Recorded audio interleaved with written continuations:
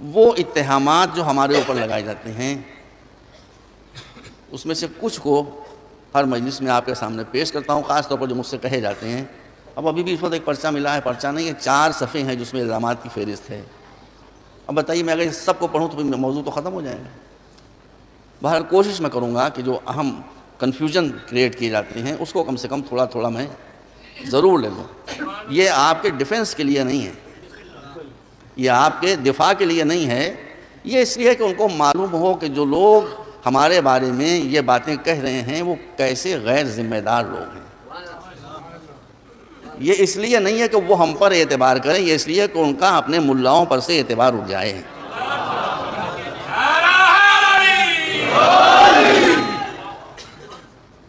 یہ کہاں سے آواز آئی؟ 3-4 دن سے انتظار کر رہا تھا۔ خیر، بڑے ماشاءاللہ جیدار و جاندار ہیں۔ یہ سب مولا کی دین ہے، مولا کا تصدق ہے، مولا کے ساتھ آپ حضرات کی عقیدت ہے، محبت ہے، ورنہ آج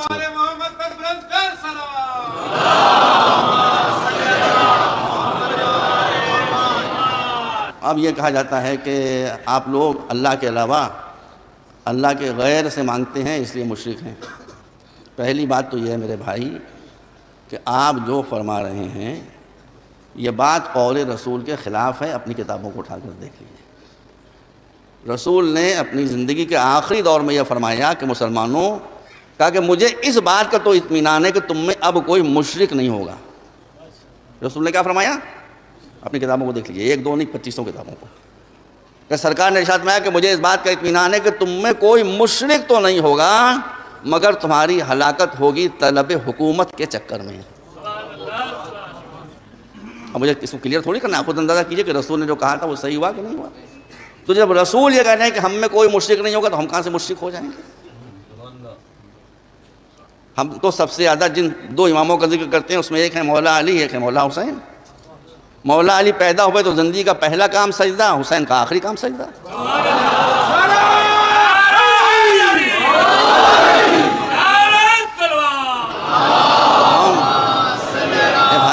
اے بھائی آپ ہمارے بھائی ہیں، ہم آپ کو گلے سے لگا رہے ہیں، سینے سے لگا رہے ہیں، مگر ہم صحیح کہہ رہے ہیں کہ ہمارے تو مشرک ہونے کا سوال ہی پیدا نہیں ہوتا۔ اس لیے کہ ہم سب سے زیادہ رسول و خدا کے بعد علی اور حسین اور ائمہ ہیں، علی کا پہلا کام سجدہ، حسین کا آخر، تو ہم کیسے بھول جائیں گے بھائی؟ ان کا آپ ان سے مانگتے ہیں، اچھا ہاں بھائی مانگتے ہیں تو اس میں کون کہا وہ تو مر گئے۔ کون مر گئے؟ رسول اللہ۔ اچھا میں کسی گھر میں جاؤں، وہاں اتفاق سے کسی صاحب کو خدا نہ خواستہ یا کوئی دشمن دین ہو تو انشاءاللہ ان کو ہارٹ اٹیک ہو جائے۔ میں گیا تھا ان سے ملنے کے لیے کہ وہ اچھے خاصے صوفے پہ بیٹھے ہوں گے، وہاں جو گیا تو لیٹے ہوئے چادر ان کے اوپر پڑی ہے۔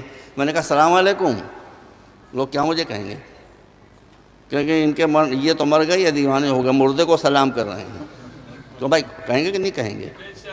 ایک مردہ پڑا ہوا ہے، میں جا کر کہوں اس کا السلام علیکم، لوگ کیا کہیں گے؟ وہ تو یہ تو مر گئے، یہ مردے سے بدتر ہو گئے، یہ پاگل ہو گئے، دیوانے ہو گئے۔ اے مسلمانوں، اگر رسول زندہ نہیں ہیں تو آپ کی نماز شیعہ ہوں یا سنی اس وقت تک ختم کیوں نہیں ہوتی ہے جب تک آپ یہ نہیں کہہ لیتے ہیں کہ السلام علیکہ ایھا النبی ورحمۃ اللہ وبرکاتہ۔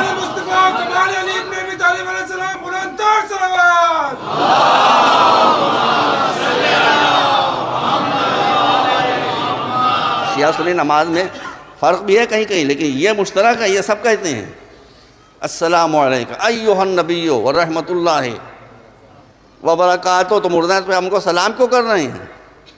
سلام کر رہے ہیں تو زندہ ہیں تو ہم ان سے مانگ رہے ہیں، وہ اللہ کے۔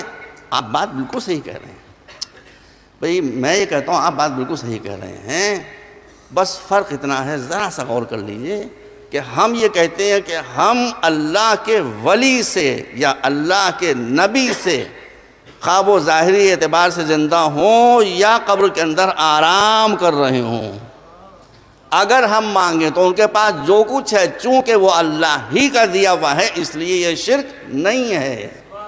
شرک یہ ہے کہ آپ دشمنان خدا سے بھیک مانگیں، چاہے وہ زندہ ہوں چاہے وہ مردہ ہوں، یہ ہے شرک۔ یہ ہے شرک. مگر اس شرک سے کی طرف سے توجہ لوگوں کے ہٹانے کے لیے اس مصنوعی شرک کی طرف ہم کو لگایا جاتا ہے. اچھا بھائی تم نے جھگڑی کون سی بات ہے؟ دیکھیں جھگڑیے کبھی نہیں. ٹھیک ہے نہیں مانتے آپ نہ مانیے. تو اگر ہم زندہ سے کوئی چیز مانگے تب تو کوئی عذر نہیں ہے. اگر فرض کیجئے کہ کوئی سخی لاہور میں بیٹھا ہوا ہے اور ہم یہاں سے اس کو خط لکھ رہے ہیں کہ مجھے 1000 روپے کی ضرورت ہے, 1000 روپے مجھے بھیج دیں, یہ تو شرک نہیں ہے. آپ کہیں گے یہ شرک نہیں ہے. تو ٹھیک ہے کسی کو مانیے نہ مانیے, ہمارا ایک ولی زندہ موجود ہے.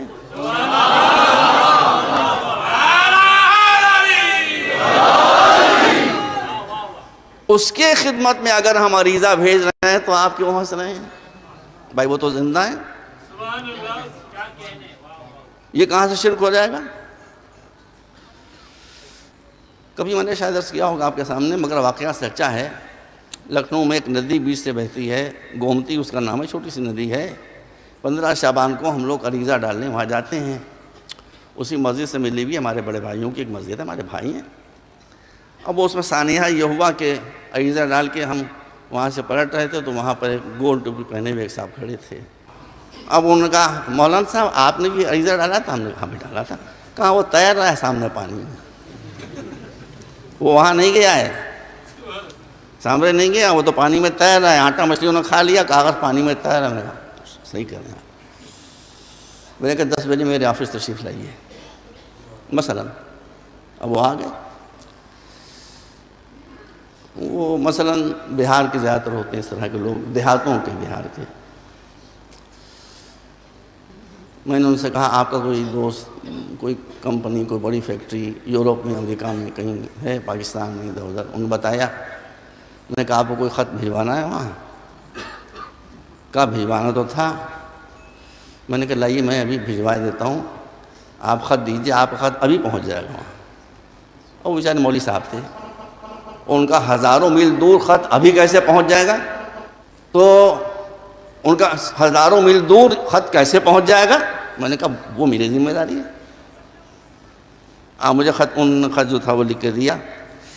میں نے ان کا نام پتہ دیکھا. میں نے کہا ان کا ٹیلی فون نمبر ہے آپ پاس؟ کہاں ہے؟ ٹیلی فون نمبر دیا انہوں نے. میں نے ٹیلی فون کیا. میں نے کہا آپ کا فیکس نمبر؟ انہوں نے اپنا فیکس نمبر دیا مجھے. میں نے اپنی فیکس مشین میں وہ خط ڈالا. اور وہ پھٹی ہوئی آنکھوں سے دیکھ رہے ہیں کہ وہ مشین جو ہے وہ ان کے خط کو نوش کر رہی ہے. ان کو یقین ہوا کہ اب یہ خط واقعی جا رہا ہے.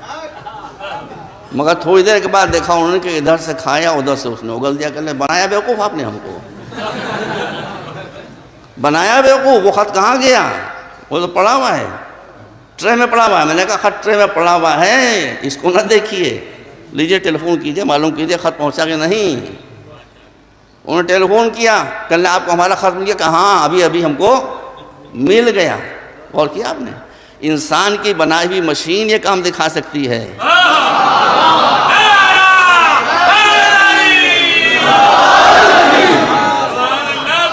خط پڑا رہنا اس بات کی دلیل نہیں کہ میسیج وہاں نہیں گیا, اس خط کی کاپی چلی گئی وہاں. تو ہمارے خط کی کاپی اگر فیکس کے ذریعے جا سکتی ہے تو امام بھی خدمت میں آتے ہیں, عریضے کی کاپی کیوں نہیں جا سکتی ہے؟ صلوات محمد